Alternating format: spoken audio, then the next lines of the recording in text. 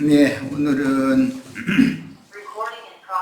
마태복음 6장 첫 번째 자료의 7페이지 중반부부터 이어나갈 차례죠.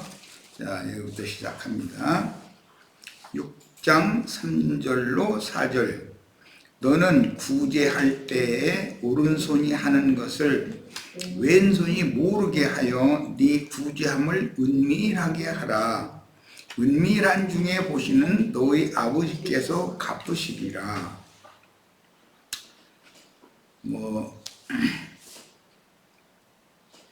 예수님이 하늘에 계신 내 아버지 이런 표현도 하셨는데 이번에는 너희 아버지라고 했으니까 제자들의 아버지와 예수님의 하늘 아버지는 동일한 한 하나님이다라는 걸 전제로 지금 하시는 말씀이라는 걸 문맥을 보면 알 수 있죠.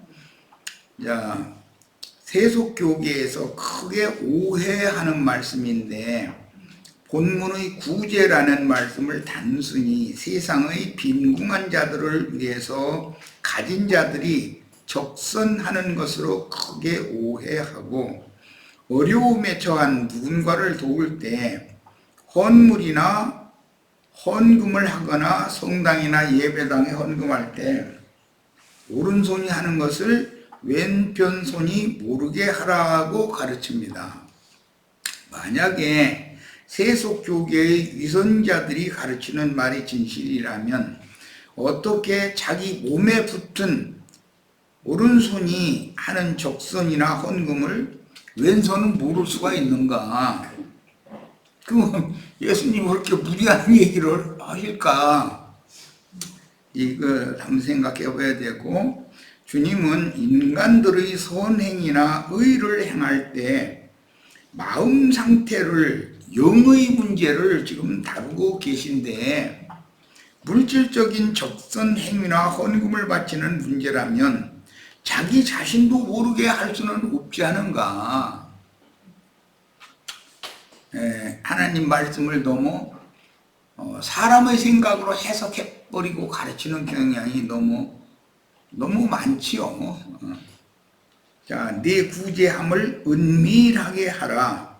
은밀한 중에 보시는 너희 아버지께서 갚으시리라 라고 하셨는데,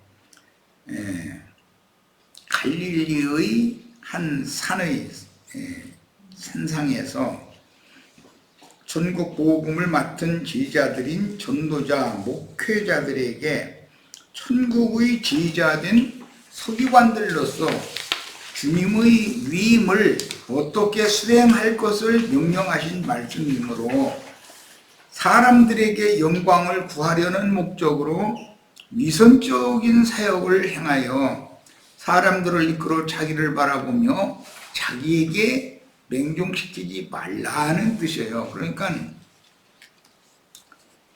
주님께서 어떤 말씀을 하시면 이건 영적인 말씀을 하시는 것이다 라는 기본적으로 생각을 해봐야 된다는 거예요. 이 생에서 이렇게 충성스럽게 천국 복음을 거저 나누어주는 사역을 하므로 오직 천국 복음을 전파하기 위한 순교자의 본을 따르는 일생을 마치면 그에 대한 가장 공정한 판단을 하시고 그가 행한 대로 합당한 천국의 상으로 갚아주시리라는 말씀입니다. 은밀한 중에 보시는 너의 아버지라는 말씀은 전능자이신 주님의 눈은 말씀을 맡은 종들의 언행심사를 항상 주시하여 보시는 중이다 라는 전제로 하신 말씀이니 조물주 하나님의 눈은 그 누구도 속일 수 없고 주님의 눈을 가릴 수는 없음을 알아야 합니다. 그러니까 이걸 문자대로 해석해서 있는 자가 가난한 고아나 과부를 위해서 이렇게 손을 펼 때 오른손으로 주었는데 왼손은 모르게 한다. 만약에 그렇게 해석을 하면 아니 그 한 사람이 오른손도 붙었고 왼손도 붙어 있는 건데 오른손으로 주면 왼손은 모른다는 게 말이 되는 거예요. 그 사람 자신이 아는 일인데 이거는 지금 그걸 그렇게 해석하면 안 된다는 거죠. 그 다음에 유대교인들의 하나님과 달리 제자들의 하나님은 외식하는 자들에게는 은밀한 중에서 행하는 그 위선적인 모든 언행심사들의 속 깊은 내면을 정확하게 꿰뚫어 보고 계시며 심판주로 다가오시기 때문에 감히 조물주 곧 유일하신 참 하나님이라는 건 진리의 하나님이라는 말이에요. 하나님을 두려워하지 않을 수가 없습니다. 물질적인 돈을 무슨 육신적인 세상의 고아나 과부에게 이렇게 적선을 하는 또는 극한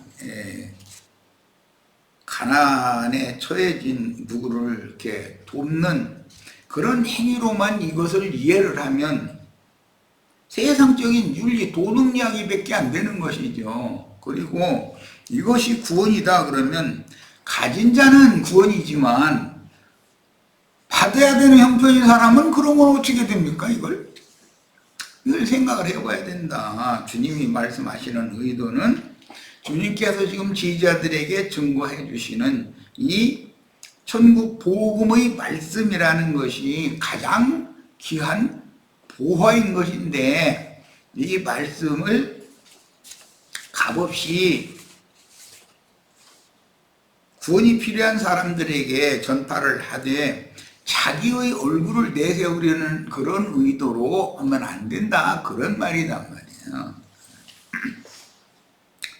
말이에요. 본문에서 이제 갑투실이라 하셨는데 이걸 직역하면 제자들이 수행한 천국 사명을 위한 순결한 사역의 수고들에 대하여 그에 합당한 상으로 어김없이 되돌려 주겠다라는 뜻이기 때문에 주님의 영광에 참여하는 정도는 믿음의 결국에 대한 보상이고 제자들이 죽도록 충성을 했는데 그 충성도의 여부에 따라서 누구는 큰 상을 받을 수 있고 누구는 보편적인 상을 받을 수 있고 누구는 상을 받는 것이 아니라 이미 가졌던 것도 빼앗길 수도 있는 거예요.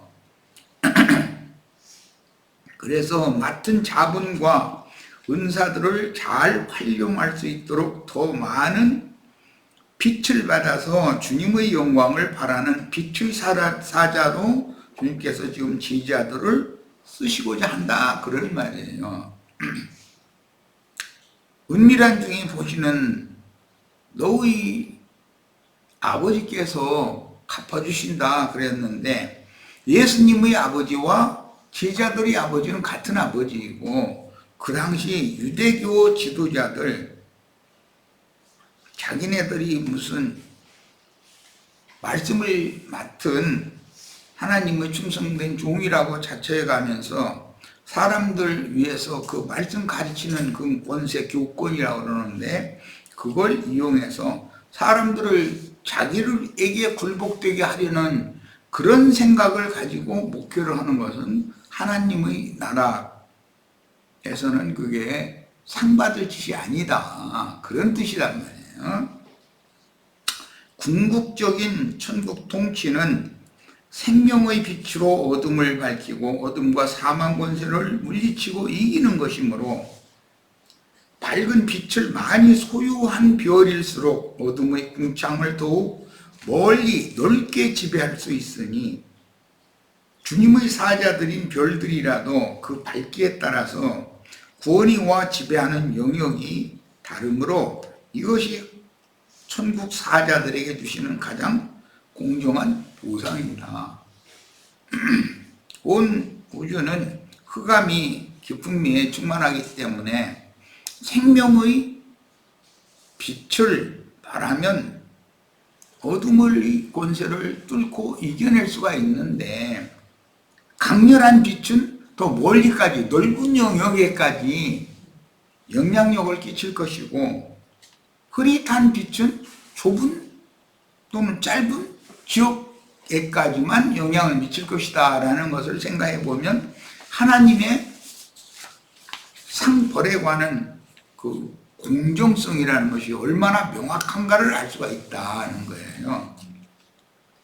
자, 이제 6장의 그 본론 말씀은 1절에서 서원 말씀은 1절에서 4절까지 이렇게 마치고 6장 5절부터 18절까지는 그러므로 너희는 이렇게 기도하라 해가면서 흔히 세상교계에서 말하는 주기도문이라고 그러는데 제자들에게 너희는 이렇게 기도하라 하니까 제자들이 하는 기도와 그것은 유대인들이 통상적으로 행하는 그런 기도가 다르다라는 것과 유대교 지도자들이 해당의 상좌와 거리에서 사람들 보라고 사람들 들으라고 하는 기도가 다르다라는 걸 지금부터 말하고자 한다라는 걸 알 수가 있어요. 자, 주님이 제자들에게 가르쳐 주신 기도예요. 이것은 유대교 지도자들의 기도와 대비하는 거예요. 누가복음에 보면 바리새인과 세리의 기도가 대비되어 있죠. 그런 개념으로 지금 말씀을 해나가시니까 잘 말씀의 의도를 이해할 필요가 있습니다. 6장 마태복음 6장 5절로 18절에는 주님께서 제자들에게 가르쳐 주신 기도와 유대교인들의 종교적인 기도를 대비하는 말씀으로 이어지므로 천국의 자녀들은 종교적이며 습관적인 기도를 하지 말고 주님 자신과 주님의 왕국 실현을 위해서 기도하여 만물의 영장인 사람으로 세상에 보내신 하나님의 뜻이 이루어지기를 믿음으로 기도를 해야 된다. 믿음의 기도를 지금 요구한다. 유대교 지도자들이나 유대인들의 습관적인 기도는 종교적이고 의식적인 종교의례적인 기도잖아요. 그건 믿음이 없는 사람들이 하는 짓이다 이거예요. 그건 사람들 들으라고, 사람들 귀에 듣기 좋은 말 하려고. 교계에서 난 이제 오래전에 이것도 난 들은 이야기인데, 장로님이 대표 기도를 다음 주에 당번이 됐어, 이제. 그래가지고, 썼다 흐렸다 이제 열심히 해가지고, 기도문을 쓴 종이를 들고 이제 대표 기도를 하러 강대상에 올라갔는데, 뒤에서도 나같이 선풍기 바람이 휙 불어오더니, 참 한 장이 날아가 버린 거예요. 그러니까 저 내기도 그랬다는 게 뭐 누가 지어낸 말인지는 모르지만 그랬다는 거예요. 그런 기도를 하면 안 된다는 거예요. 그것은 사람들 들으라고 자신의 내면에 살아계신 주님을 향해서 하나님 들으라고 기도를 하는 게 아니잖아요. 그러고 위선자들의 그 종교적인 기도라고 그런단 말이죠. 그건 믿음의 기도가 아닌 거예요. 믿는 자의 기도는 하나님이 당연히 들어주시고 그 믿음의 기도를 하나님이 들어주신다는 뜻은 응답하신다라는 뜻은 이루어주신다라는 말인 건데 믿음으로 기도한다는 말에 대해서 주님이 지금부터 가르쳐 주시는 이 기도는 가장 중요한 것은 믿음의 기도해야 된다는 거예요. 믿음의 기도. 자, 마태복음 이제 6장 5절로 10절 본문 말씀으로 들어갑니다. 또 너희는 기도할 때, 여기 너희는 유대교 지도자들과 제자들을 대비하는 말이죠. 외식하는 자와 같이 하지 말라. 그러면 제자들의 기도와 외식하는 자들은 서기관 바리새인들 보고는 말인데 그들의 기도가 하늘에 상달되거나 연락되는 일이 없는 종교적인 위선적인 기도를 했다라는 거잖아요. 이걸 지적하고자 하는 것이고 대비하고자 한다 이거예요. 이게 제일 중요해요. 교계에서 많은 목사들이 주기도문 강의라는 걸 참 굉장히 많이 떠들어대고 있어요. 그런데 주님이 말씀하시고자 하는 중심을 너무 예, 이해를 못하는 거예요. 받아들여지지를 못하고 있는 거예요. 들어보면 외식하는 자와 같이 하지 말라. 그러니까 너희가 기도하는 것과 외식하는 자의 기도는 전혀, 지금부터 주님이 제자들에게 가르쳐주는 기도는 내용에 있어서 전혀 다르다, 지금 그 말이에요. 그들은 외식하는 자들이죠. 사람에게 보이려고, 이거예요. 사람에게 보이려고 회당과 뭐 장로님들이 회당에 강대상에 장로님들이나 세상 교회에서는 목사님들이나 장로님들만 올라갈 수 있어요. 거기 강대상에는 회당과 큰 거리 어귀에 서서 기도하기를 좋아하느니라. 이것은 다 뭐냐? 우리는 거룩한 사람으로서 이런 기도를 하는 사람들이다라는 것을 사람들에게 보이고자 하는 것이 마음이다라는 뜻이니까 벌써 앞에서 이미 오른손이 구제하는 것을 왼손이 모르게 해라라는 말씀이 이어지고 있기 때문에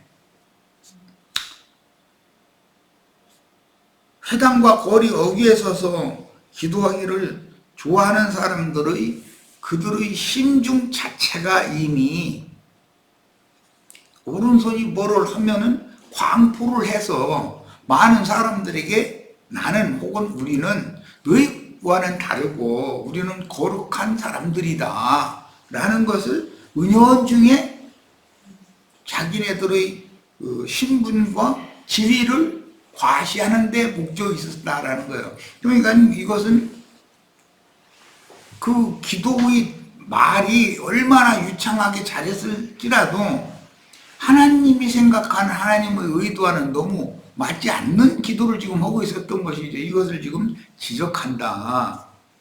그 다음에 내가 진실로 너에게 이르노니 그들은 자기 상을 그랬는데 이제 삭을 이미 받았느니라. 이 말은 삭을 이미 받았다라는 말은 사람들에게 칭찬을 듣고 사람들에게 거룩한 서기관님께서 길거리에서 제사장님께서 이렇게 기도를 막 큰 소리로 사람 들으라고 이렇게 하면 사람들이 그를 공경하고 거룩한 사람이라고 분별된 사람이라고 이렇게 여겨주고 그렇게 하면 그게 자기 영광을 사람들에게 이미 다 세상의 영광을 다 받은 거 아니냐 이 말이잖아요.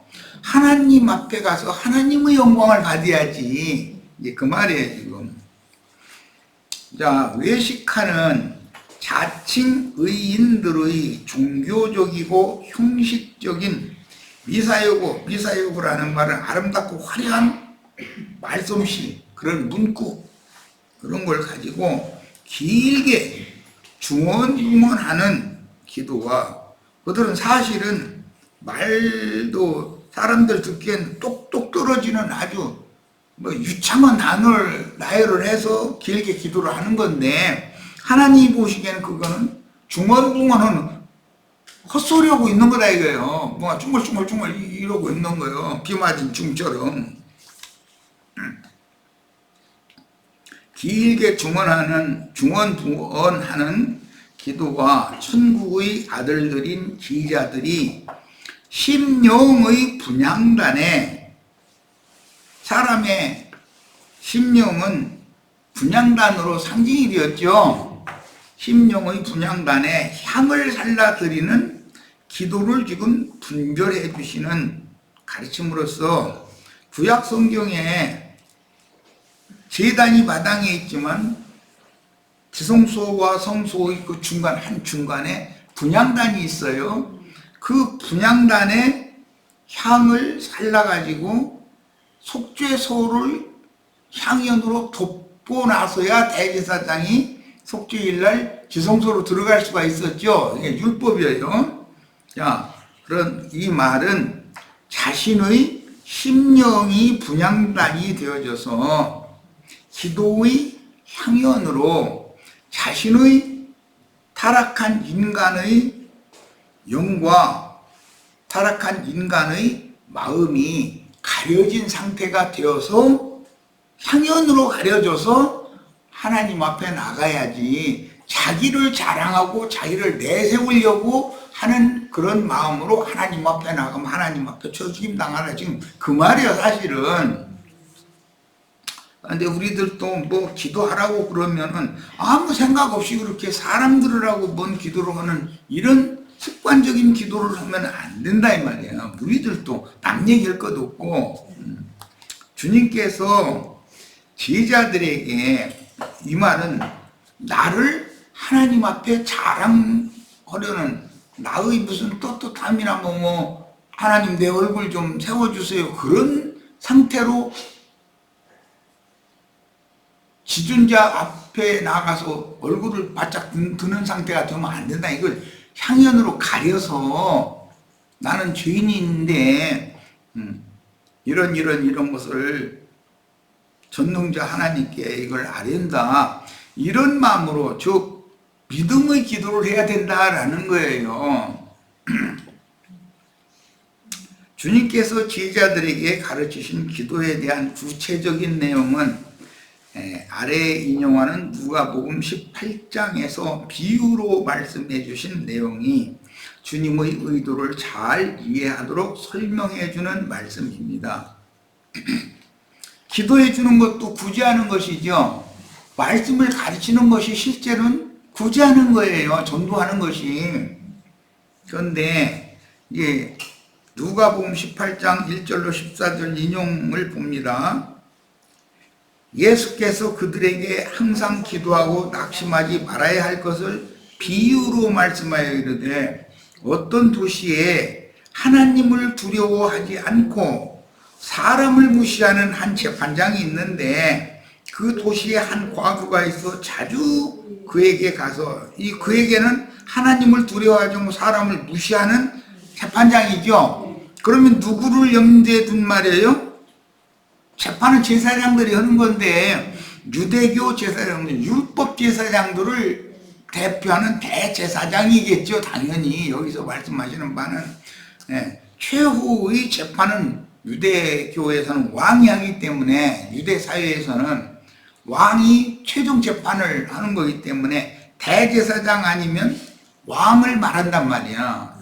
이스라엘의 그 역사상에서는.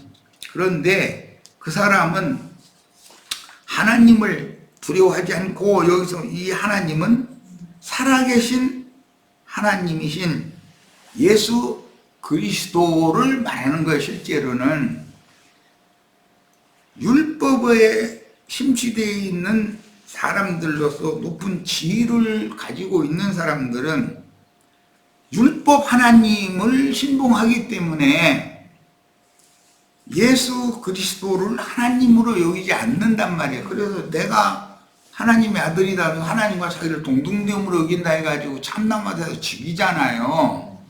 자, 그게 하나님을 두려워하지 않는 자들이에요. 그러니까 그들은 율법적인 자신들의 유대인의 하나님과 예수님의 하나님 다르죠. 아버지가 달라요. 하늘에 계신 내 아버지요, 이렇게 예수님이 말씀하시는 거는 유대교 지도자들이 아버지와 다르단 말이죠. 그래서 너희는 너희 애비 마귀로부터 났다, 이렇게 이제 최종적으로 선언을 하셨는데, 그들의 하나님에 붙잡힌 자들은 참 하나님을 두려워하지 않게 마련이고, 또 그들은 관습상 교권이나 왕권이라는 것을 가지고 있다고 믿기 때문에, 그걸 주장하기 때문에 사람을 무시하기 마련이다 이거예요. 그런 재판장이 있었다는 거예요. 그러니까 대제사장 아니면 왕이란 말이야, 이스라엘 역사적으로 보면.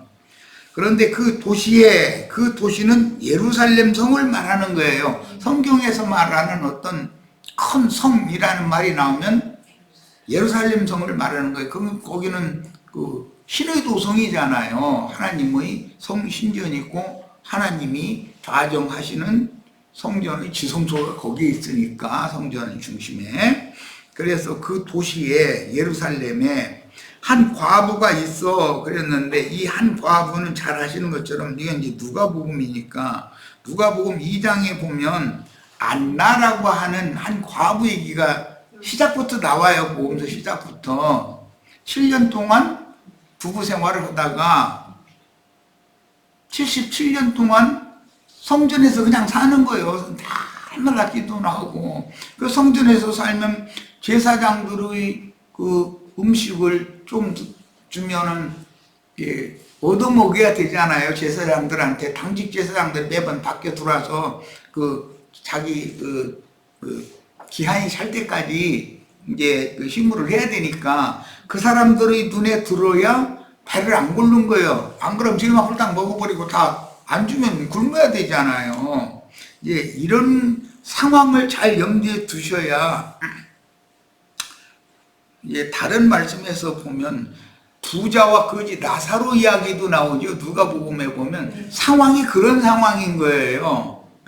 그 대문에 누워서 부스러기라고 이렇게 떨어지면 그걸 먹으려고 했다 이제 이렇게 표현을 했는데 그 안나라는 여자가 그렇게 77년이나 지낸 거예요. 그런데 왜 그렇게 지냈는가? 메시아를 고대하기 때문에. 이건 믿음 있는 여자죠. 말하자면. 그런데 아기 예수를 이름을 지어주고 할례를 행하러 성전에 오니까 그 아기 예수를 보고 축복을 하잖아요. 자, 그런 사람이 한 과부로 대표가 된다. 사실은 이스라엘 전체가 하나님이 보실 때는 선지자들의 신앙 노선을 따라가는 이들은 전부 과부들이에요. 그리고 유대교라는 것은 유대교는 나는 과부가 아니라고 하는 자들이에요. 자신들이 하나님은 여호와고 자신들은 과부가 아니라고 안 죽으니까. 그런데 선지자들이나 그 선지자들이 가르침을 따른 신앙생활을 하는 사람들은 전부 하나님이 눈으로 볼 때는 아버지를 잃은 또는 남편을 잃은 과부다 또는 고아다 이거예요. 그래서 여기 한 과부는 이스라엘 백성들 전체를 대표하는 과부인 거예요. 말하자면 자주 그에게 가서 이 그라는 건 하나님을 두려워하지 않고 사람을 무시하는 재판장이에요. 이 사람은 율법 하나님께